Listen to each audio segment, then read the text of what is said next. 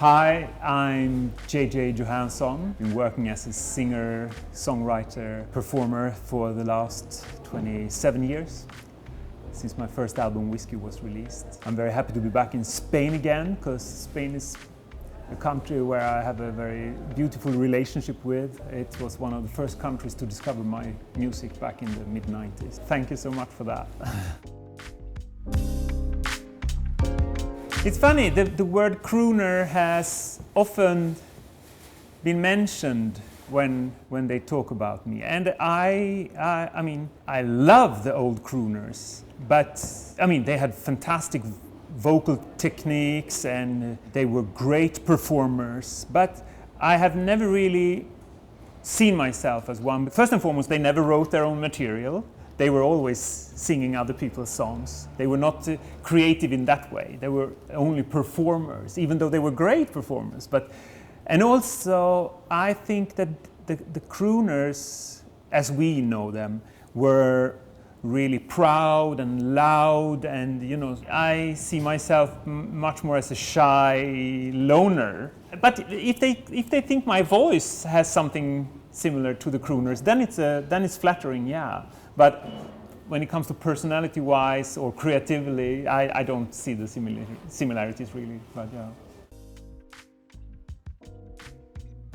Well, I think that my fascination for cinema has been there all the time, even since my childhood, even before I maybe started writing music. I think that cinema is something that to me is so full of all the different creative art forms. Like you have the storytelling, you have the music, you have the photo, you have the actors. There is so much level of creativity, and I adore film. I mean, the biggest part of my record collection at home is soundtracks, and most of them are soundtracks to films I never seen the film. But I love listening to a soundtrack without knowing the film, because it's really the soundtrack composers were fantastic to create a dramaturgy that was, of course, enhancing the feelings the viewer of the film were supposed to get when they went to the cinema.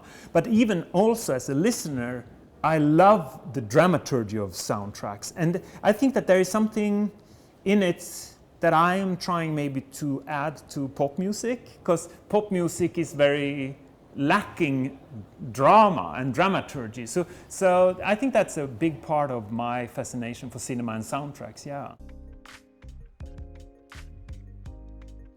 Yeah, jazz, yeah. I mean, jazz was one of the first. I mean, I was a hard rocker as a kid, punk rocker in the end of the 70s. But then, as soon as I discovered jazz, I realized that it had a very special place in my heart, yeah. Bossa Nova I discovered later, much later. And even though I love it, it's going to be hard to beat jazz, yeah. I think inspiration comes at different parts of the making music. I mean, when it comes to the actual songwriting and the lyric writing, I prefer not to be inspired, because then I prefer that my diary and my own reflecting on my own feelings is the key. I try to be as personal as possible in the lyrics. The melodies can be inspired by plenty of things, like from jazz, bossa nova, to soundtracks, or to modern day pop music, yeah, like radio even. But when it comes to the arranging the songs and producing the songs, then it's another type of level of inspiration. And there can be one inspiration in the drum patterns, and then there can be a total different inspiration when it comes to the strings or the piano. So it's a lot of different levels of where inspiration has a place in the creative process. But I try to stay away from inspiration when it comes to the lyrics, yeah. I wish it was more methodic, but it's extremely compository, yeah. I write very seldom. It comes in bursts now and then. And sometimes it can go half a year without composing a single song, and I start to become a bit scared, like maybe I lost it. Maybe I'm not going to write a single song.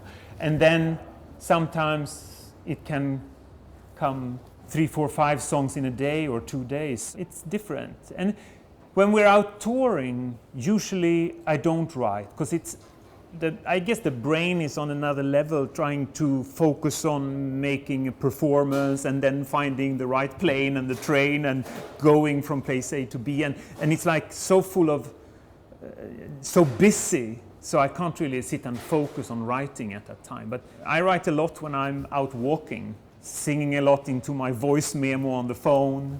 I used to sing to my own answer phone at home before the before the smartphone. But no, it comes in bursts, so it's definitely compulsory. Yeah. The thing is, my fascination for dance music, I've had periods of my life where dancing was extremely important, both in London in the end of the 80s, then in Paris in the end of the 90s with Daft Punk and such. The thing is, I have never been good at doing that thing myself. If I wanted a track to be more dance music, I would have to ask remixers to help me to do that. So dance music is not really me. Tonight here in Madrid, I'm gonna do tracks that I think people can dance to, yeah, but not really that kind of remix. Because like I said, I'm not very good at doing dance music myself. But I've done songs that definitely is dance music.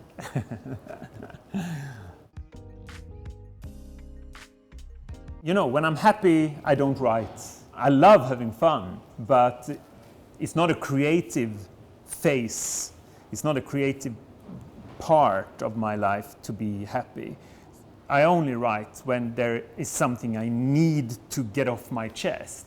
So it really becomes the sad moments when I need to write, the trouble that I need to, instead of meeting a therapist or a psycholog, I write it off my chest, and I turn it from my Swedish diary notes, turn it into English, and turn it into poetry, hopefully, and then maybe sing it every night. So that's kind of my therapy, to sing about the heartache as a therapy, yeah.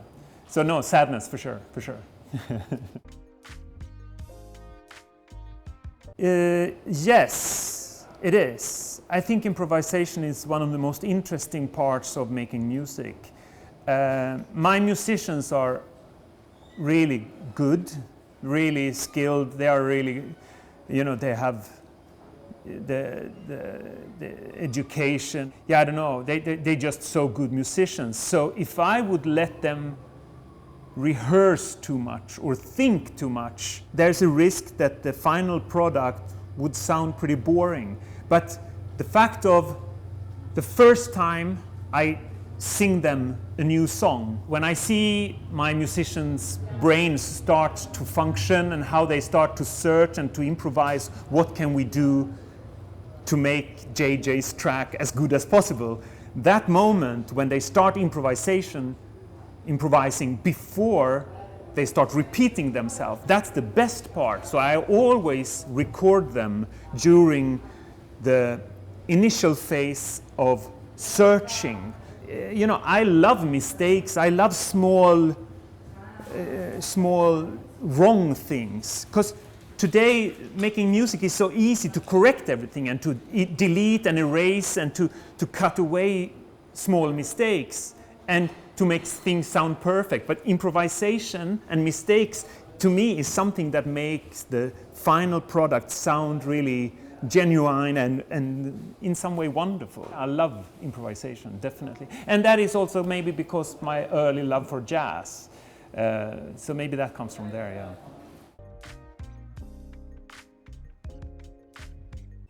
I hope. I understand if it's, how difficult it is to I have a kid, he's 15, he thinks his father is a boring old man, and I thought my father was a boring old man. But at the same time, it was thanks to my father that I discovered Chet Baker Modern Jazz Quartet, even though Chet Baker was meant for a generation older than me, but I discovered it and made it my own.